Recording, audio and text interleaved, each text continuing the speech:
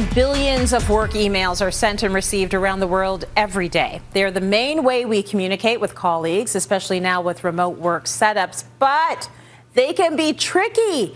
Write too sparingly and you sound blunt. Write too flowery and you sound indecisive. So Sarah's here to help us set our email tone, to show confidence when we communicate. Sarah, this is a lesson we all need. So all communication needs balance and we don't always get it right. Tell us more about this. Yeah, well, like you were just saying, sometimes sending a simple email feels like the communication Olympics because you don't want to sound too harsh, but you also don't want to sound like a doormat. And then there's this double standard that we have as women because, unfortunately, we've been socialized to soften our language to seem non-threatening. And listen, historically, that's what we've had to do to get a foot in the door, right? But it does work against us at work because, sure, we're seen as non-threatening and likable, but that also means very often we're not seen as leaders. So it's this weird double-edged thing. And I would think it would be really wonderful if when my 7-year-old niece gets to the workplace, if this is no longer an issue with this weird double standard. Yeah, I feel like that is a fair amount of time to get this situation fixed. And I'm going to be learning from this as well, because I know I soften the language. I see what I'm doing. I've been socialized, within an inch of my life. So hallelujah to everything you just said. You have some tips for using more empowered language. What should we do? Yeah, well, the first thing that we can all try to do, and me too, because I've been socialized the same way you have, is just to ease up on this thing called qualifiers. And qualifiers are little bits of language we use to soften our tone, to make people really comfortable, to be non-threatening. And there's two big qualifiers we can think about. And one involves the word just, and the other involves the word sorry. So let's talk about just.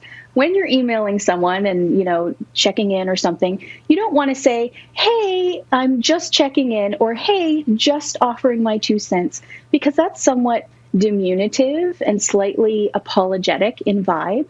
Instead, just say, hi, checking in, or that's my 2 cents, or here's my 2 cents. Now, if we're thinking of the word sorry, think about how many times we apologize over email for things that are not actually necessary to apologize for. I mean, listen, if an apology is warranted, go ahead and do it. But don't say something like, sorry, this is taking longer than expected. Instead, say, thanks for your understanding. You see the difference in terms of power there? One, you're making yourself smaller, and one, you're just sort of talking about the way things are. There's another thing that we always do, not always, but a lot of us, sometimes we use exclamation points a little too much to show that we're enthusiastic, we're non-threatening, like everything is okay. And it's got this kind of perky value, which is fine sometimes, but a lot of us, and myself included, we could ease up on the exclamation points a little bit. It's really interesting, all of those things. I feel personally attacked. I do all of everything you just said. Canadians, of course, are famous for being sorry. That word just rolls off our tongue. So your second point is to ditch the fluffy filler. So you're getting rid of all the fluffiness, right? Yeah, and you'll find if you get rid of a lot of the fluffy filler, your emails are going to be about half as short, because a lot of us are using more words than we need. So here's a good question to ask. If you write your email, then ask yourself, could I say this in fewer words? The answer is almost always yes. So instead of saying something like, hi, Susan, just checking in. I hope your weekend was wonderful. I've been wondering about that project. Could you maybe provide an update? Simply say, hi, Susan, how about an update on that project? You see, it's just so much simpler that way. And I would say the reason we want to do this is because we want to focus on clarity and being concise instead of focusing too much on likability and niceness. Okay, so stick to the point. Got that. What's your next tip, Sarah? Well, keep an eye on your greeting and your sign-off. So we've already talked about just at the greeting, right? But let's think about your sign-off. Let's say you've sent an email where you've just shared an opinion or some insights. What a lot of people will do to seem non-threatening after they've done that is say something like, does that make sense? And that's actually kind of self-effacing in a way. And what you're really doing is asking for validation for your idea.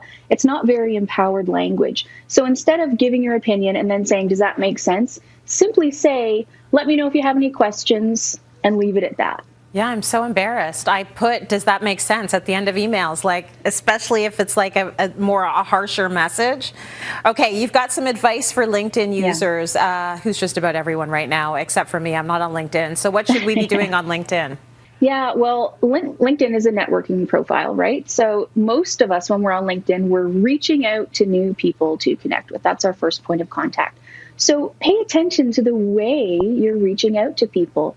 As we've already just learned, don't say, hi, just hoping to connect. Instead, say something like, really enjoyed that article you just posted. I would love to connect. It just feels strong, concise, unapologetic, and that's what you want, whether you're meeting someone new on LinkedIn or whether you're connecting with someone over email at work.